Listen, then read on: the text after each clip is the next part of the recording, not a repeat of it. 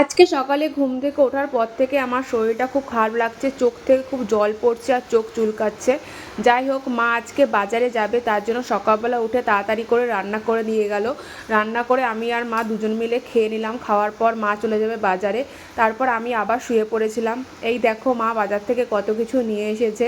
আজকে বাজার করে বলছে আমি আজকে সবজি বাজারও করে নিয়ে এসেছি। বাবাই সবসময় বাজার করে। আমার জন্য নিয়ে এসেছে টক দই আর হচ্ছে কি মিষ্টি আর অনেক সবজি। এগুলো নাকি সব আমি খেতে চেয়েছিলাম, তাই জন্য মা বাজার করে নিয়ে এসছে। এবার দুজন মিলে খেতে বসে গেছি দুপুরবেলায়। তখন তো আমার খেতে অতটা ভালো লাগছিল না, কিন্তু মা বলছিল যে খেয়ে নিলে পরে শরীরটা ভালো লাগবে। যাই হোক, খাওয়ার পর শরীরটা আমার কিন্তু ভালোই লাগছিল। তারপরে আজকে আমার চোখ থেকে কেন বলো তো জল পড়ছে, আমার অ্যালার্জির এমনিতেই প্রবলেম আছে। আমি ওষুধ খাই অ্যালার্জির জন্য, প্রেগনেন্সিতে তো বিভিন্ন ওষুধ খাওয়া বারণ, তারপরে ওষুধ খেতে হয় অ্যালার্জির। মা তারপর আমার জন্য চলে গেছে ফল কাটতে।